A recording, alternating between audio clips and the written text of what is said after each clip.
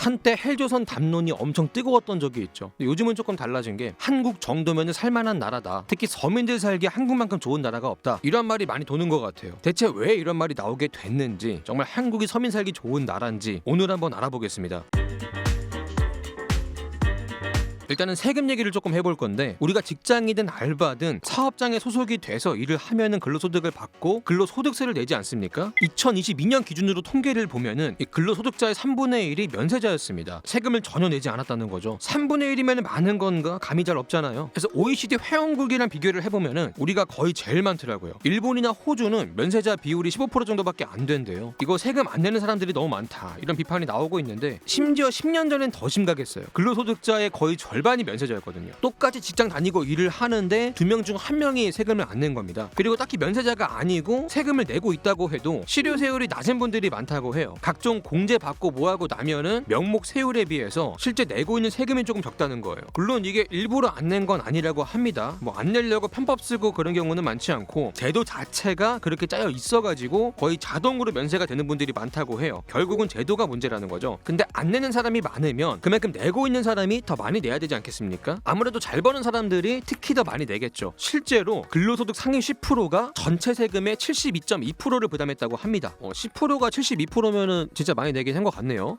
다음으로 근로소득 말고도 추가로 소득이 여기저기서 들어오는 분들은 종합소득세라는 거를 내게 되지 않습니까? 요거는 상황이 조금 더 셉니다. 상위 10%가 전체 세금의 85%를 부담한대요. 이러면은 상위 10%를 뺀 나머지 90%가 전체 세금의 15%만 낸다는 거죠. 심지어 상위 1%가 전체 세금의 거의 절반을 부담한다고 합니다. 그만큼 많이들 버시니까 세금도 많이 내는 거 아니겠냐 할 수 있는데, 면세자 같은 경우는 25% 정도가 있다고 합니다. 근로소득자만큼은 아니지만은 꽤 많이 있죠. 왜 이렇게 면세자가 많아졌냐? 이렇게 된 게 선거 때마다 표를 얻기 위해서 세금을 깎아준다고 뭐 선심성 감세 정책을 남발하던 게 쌓여가지고 이렇게 됐다는 거예요. 뭐 소득공제나 세액공제가 이것저것 너무 많아진 게 면세자 증가의 원인이라고 보고 있는데, 특히 한 10년 전에 세법 개정이랑 여러 가지 제도적인 변화가 있었는데 이때 면세자가 대폭 증가하게 되거든요. 심지어 고소득 면세자까지 늘었다고 해요. 연봉 1억 이상 면세자 비중이 30배 가까이 증가했더라고요. 저소득자만큼 많은 건 아니지만 고소득자까지 면세자가 많을 필요가 있나 납득하기 어려운 부분이 조금 있는 거죠. 물론 정말 힘든 분들이 안 내는 거는 그럴 수 있는데, 충분히 낼 수 있는데 안 내는 분들이 정책적으로 양산이 됐다라는 게 문제라는 거예요. 그러면 그만큼 다른 사람들이 더 내야 되는 건데, 이렇게 면세자들을 대폭 늘려버리니까 나머지 사람들한테 최대한 많은 세금을 걷어야 되고, 특히 부자들한테 집중적으로 세금을 걷게 되면서 최고 세율이 45% 정도로 OECD에서 가장 높은 세율을 유지를 하고 있죠. 근데 문제는 부자들이 아무리 많이 번다고 해도 부자들의 인구 자체가 많지 않고 이미 최고 세율도 굉장히 높기 때문에 더 이상 세율을 높일 수가 없습니다. 이러면 결국 소득세를 걷는 거에 한계가 있다는 거예요. 면세자는 많고 부자는 얼마 없고, 그래서 소득세가 잘 안 거칩니다. 실제로 전체 세수에서 소득세가 차지하는 비중이 적어요. 다른 나라보다 적습니다. 이 소득세가 안 거치면 전체 세수가 부족하겠죠. 실제로 GDP 대비 거친 세금이 썩 많지가 않고요. 추가로 세율이 높다 보니까 부자들이 자꾸만 잔머리를 굴리게 됩니다. 한국을 떠나려고 해요. 과정에서 국부가 해외로 유출이 되는 문제가 발생하고요. 특히 세금 내는 게 너무 아까우니까 부자들이 돈 버는 거에 집중하지 않고 자꾸 막 세금 줄이는 거에 집착하게 되면서 경제의 생산성이 떨어지고 비효율이 발생한다라는 주장이 있습니다.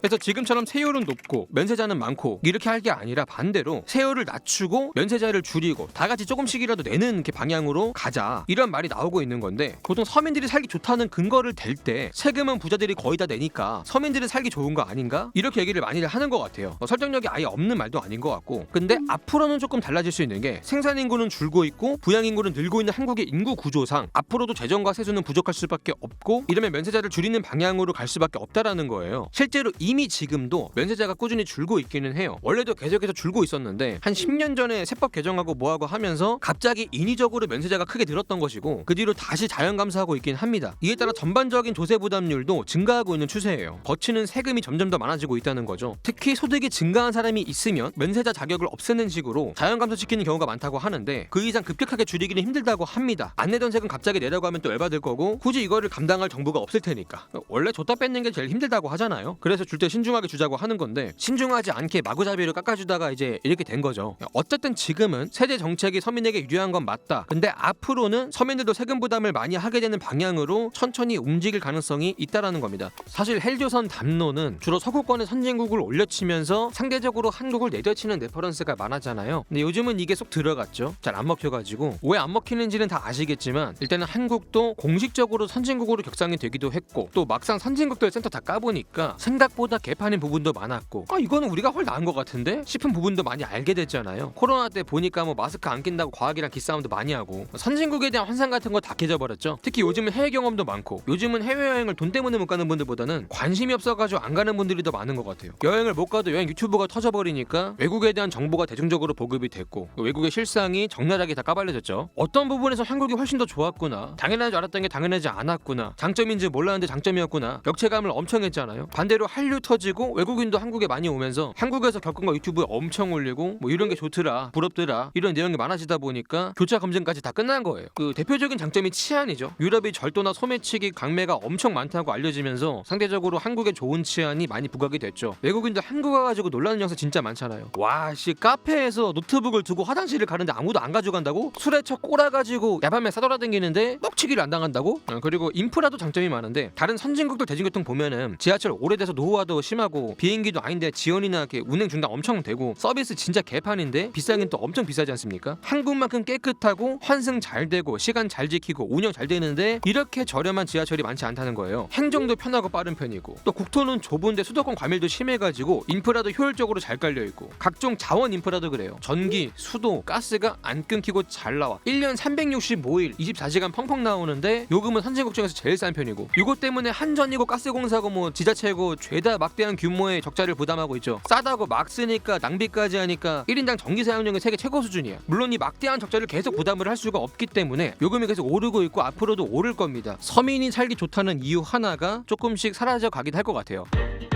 근데 뭐 이러나 저러나 온갖 실패 국가, 개발도상국, 중진국에 비하면은 당연히 한국이 서민 살기 좋은 나라는 맞죠. 근데 이거는 모든 선진국들이 다 적용되는 말이고 선진국 중에서는 한국이 서민이 살기 좋냐고 할 때 비교적 안 좋은 점도 분명히 있다는 거예요. 대표적인 건 역시 주거비 문제인데 물론 선진국 주요 도시 중에서 집값이 안 비싼 데가 어딨냐 이렇게 말할 수 있어요. 근데 여기서 한국의 문제가 뭐냐면은 사실상 선택지가 서울 및 그 주변 수도권밖에 없다는 거. 요게 문제인데 여기 안 살면은 커리어, 자산, 교육, 인프라까지 다 포기해야 돼요. 이렇게 대안도시가 없으니까 수도권으로 다 몰리면서 실제로 수도권 과밀 정도가 OECD 1등입니다. GDP의 50%가 수도권에 몰려있고요. 이 정도로 심한 나라는 없어요. 다른 나라랑 비교를 해보면은 그 미국인들이 뉴욕에 못 산다고 뭐 일자리가 없고 그러지 않잖아요. 미국은 주마다 산업이 있고 경제가 있으니까 선택지가 많습니다. 심지어는 일본도 수도권 과밀이 심한데도 불구하고 한국만큼은 아니에요. 오사카나 교토도 산업이 있고 선택지가 분명히 있긴 합니다. 근데 진짜 한국은 올리 서울과 수도권이야. 지역만 대안이 없는 게 아니에요. 주거 방식 자체도 대안이 잘 없어요. 한국은 공공주택 기반이 좀 약하잖아요. 공급량도 적어가지고 들어가려면 몇 년 기다려야 되고 사람을 많이 못 받으니까 소득 제한도 엄청 빡빡하게 해놔가지고 거의 뭐 가난한 사람만 간다는 인식까지 있어요. 또 수도권 외곽으로 넘어가면은 땅값 싼 데다 이렇게 짓다 보니까 인프라도 부족하고 인기 없어가지고 공실률이 상당히 높아요. 근데 선진국들 중에서 공공주택 잘 되는 경우는 꽤 있잖아요. 공급량도 많고 그만큼 소득 제한도 널널하고 그래서 중산층 서민들도 보편적으로 많이들 이용하는 옵션이에요. 가난한 사람들이 살고 뭐 그런 인식이 아니고 그리고 선택지가 하나밖에 없다 보니까 수요가 서울로 집중이 되고 가격이 폭등하는데 그래도 영끌해가지고 사야 되는 상황이 되다 보니까 자산의 부동산 몰빵이 너무 심해요. 전 세계에서 제일 많아요. 집에 다 때려박아서 현금흐름 박살나 있고 대출금 빠듯하게 갚느라 빵꾸 나면 어디 손 벌려야 되고 이렇게 팍팍하게 사는데 집이 엄청 좋지도 않아. 구축에 막 좁아 터졌어. 삶의 질이 너무 떨어집니다. 이거 싫어가지고 수도권 신도시 가면은 집값이 어느 순간 멈춰버려가지고 자산상의 손해를 봐야 되고 노후에 가도 집 한 채 꼴랑 있으니까 현금이 없어가지고 현금 빈곤층이 될 수 있고 그리고 한국은 노동을 많이 하죠. 노후 대비가 안 돼 있어서 나이가 들어도 일을 계속해야 돼요. OECD에서 노동기간이 제일 길어. 노동 강도까지 높은 게 노동의 양도 OECD에서 거의 제일 많죠. 그럼 돈이라도 많이 벌어야 되는데 임금은 OECD 중위권이야. 노동의 강도 대비 버는 돈이 그렇게 안 많아요. 워라밸도 없는데 돈까지 없어. 삶의 질이 좋기가 힘든 거죠. 마지막으로 비교 문화가 심하다 보니까 남들만큼은 살아야 한다는 압박감이 있는데 타인의 기준에 맞춰가지고 지출을 늘리다 보면은 이게 서민의 소득에는 조금 버거울 수 있다라는 거예요. 주변에 잘 보면은 그런 분들이 좀 있을 수 있어요. 그 벌이에 비해서 남들 하는 거 다 이렇게 해야 되는 분들, 대체 어디서 돈이 나가지고 저걸 다 샀을까 싶은 분들이 종종 있지 않습니까? 보다시피 서민 입장에서 한국에서 사는 게 장점도 있고 단점도 있는데 일장일단이 있는 만큼 내 성향이나 상황상 장점을 더 크게 느낄 수도 있고 단점을 더 크게 느낄 수도 있어서 누군가에게는 더 살기 힘든 나라일 수도 있고 누군가에게는 살기 좋은 나라일 수 있다. 이 정도로 정리가 될 것 같습니다. 자, 오늘 영상 여기까지고요. 바로 광고 영상이 나올 건데 오늘 광고 조금 새롭게 한번 찍어봤거든요. 많이들 봐주시면 감사하겠습니다. 아유, 죄송합니다. 저희들 또 삼겹살이에요? 저희는 소 언제 먹어요? 오늘 회식도 파이팅 해야 되니까 이거 하나씩 드시고 하시면 되겠습니다.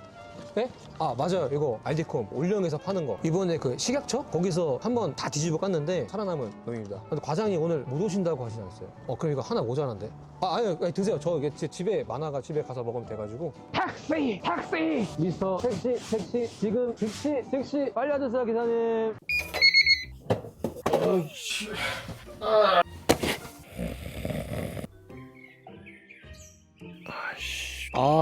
이제 제대로 왔다 진짜. 내가 술을 또 마시면은 나는 사람이 아니야. 개로 살 거야. 내가 먹었어야 됐는데 괜히 줬어. 주지 말걸. 여러분들이라도 행복했다니 다행입니다. 집에 좀 쟁여놔야 되겠어. 알디컴 세일하네 지금. 좋아, 사게 사야지. 이거 죽겠다.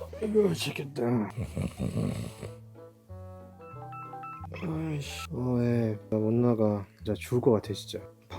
방어를 먹는다고? 너네끼리? 이 새끼야 그거 주먹 먹으면 어떡해. 야 대방어지 대방어. 야 너 먼저 먹지 마라. 벌써 방어 처리야. 시간 졸라 빨라. 내일부터 개로 살 거야. 알디콤도 안 까먹고 잘 먹을 거야. 알디콤 A는 숙취 해소를 돕는 원료를 최적의 비율로 배합한 특허 성분이 80% 함유된 제품인데요. 프리미엄 버전인 알디콤 플러스는 가격은 더 비싸지만 특허 성분이 기존 제품 대비 150% 들어있고요. 합성 착색료와 인공향 무첨가, 성분을 생각한다면 알디콤이 좋습니다. 음주 전중 후 개인차에 따라 한 포씩 다 섭취할 수 있고요. 술은 반복돼도 숙취는 반복되지 않게 술 마실 땐 알디콤.